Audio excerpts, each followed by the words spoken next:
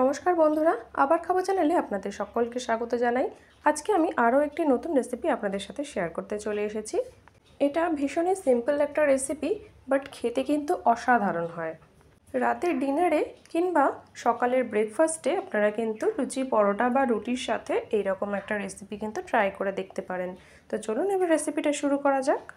রান্নাটা করার জন্য প্রথমেই একটা কড়াইতে আমি দিয়ে দিচ্ছি অল্প পরিমাণে তেল, তাতে দিয়ে দেব একটা ডিম।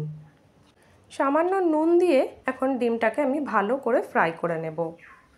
আরও বিভিন্ন ধরনের সিম্পল রেসিপি এবং dinner recipe, lunch recipe, breakfast recipe সব রকমই কিন্তু আমার এই চ্যানেলেতে আপলোড করা আছে, আপনারা গিয়ে চেক আউট করে নিতে পারেন। আর চ্যানেলে যারা নতুন বন্ধু আছে তারা চ্যানেলটিকে সাবস্ক্রাইব করে পাশে থাকা বেল বাটনটি অন করে রাখবেন, যাতে আমার দেওয়া যে কোনো রেসিপি আপনাদের কাছে সবার আগে পৌঁছে যায়। তো দেখুন, এখানে কিন্তু ডিমগুলো আমার ভাজা করা হয়ে গেছে। এবার আমি ডিমগুলোকে কড়া থেকে তুলে নিচ্ছি। এবারে ওই কড়াইতেই আমি বাকি রান্নাটা করে নেব। তাতে দিয়ে দিচ্ছি এবারে অল্প পরিমাণে তেল। এবারে দেব এখানে কালো জিরে ফোড়নে দিয়ে দিচ্ছি। আর লাগছে এখানে আদা। আমি এখানে একটু গ্রেট করেই দিয়ে দিচ্ছি।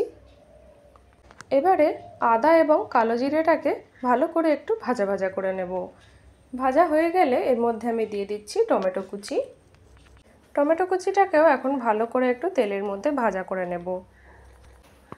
টমেটোগুলো এখানে কিন্তু ভাজা হয়ে গেছে। এবার এর মধ্যে আমি অ্যাড করে দিচ্ছি নুন, হলুদ এবং কাশ্মীরি লঙ্কার গুঁড়ো। কাশ্মীরি লঙ্কার গুঁড়োটা দিলে কিন্তু কালারটা ভালো আসে, তবে আপনারা যদি না খেতে চান তাহলে এটা অ্যাভয়েডও করতে পারেন।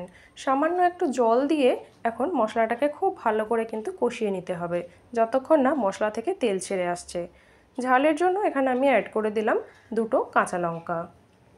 যে কোনো সিম্পল রান্নাকে যদি টেস্টি করতে হয় তাহলে কিন্তু মশলাটাকে খুব ভালো করে কষাতে হবে।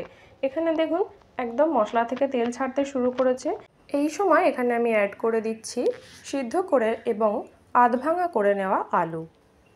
কয়েক সেকেন্ড মশলার সাথে একটু নাড়াচাড়া করে নিয়েই এর মধ্যে আমি অ্যাড করে দিলাম 2 কাপ পরিমাণে জল। এবারে জলটা ফুটে ওঠা পর্যন্ত অপেক্ষা করব। এবারে গ্রেভিটা যখন একটু ফুটতে শুরু করে দিয়েছে তখন এর মধ্যে আমি অ্যাড করে দিলাম কসুরি মেথি। কসুরি মেথিটা এখানে অ্যাড করলে তরকারির ফ্লেভারটা এবং টেস্টটা খুব সুন্দর আসে। গ্রেভিটা ভালোভাবে ফুটে উঠলে কিন্তু এই সময় নুনটা চেক করে নিতে হবে। আর নুন যদি একটু লাগে তাহলে এখানে নুন অ্যাড করে দিতে পারেন, তবে এই রান্নাতে কিন্তু আমি চিনি একদমই ব্যবহার করছি না। সবশেষে ভাজা ডিমটা দিয়ে একটু ফুটিয়ে নিলেই ব্যাস তৈরি হয়ে যাবে টেস্টি এগ ভাজি কারি। তাহলে বন্ধুরা, খুবই কম সময়ের মধ্যে দেখুন এই রেসিপিটা কিন্তু তৈরি হয়ে গেল। কেমন লাগলো অবশ্যই কমেন্ট বক্সে জানাবেন।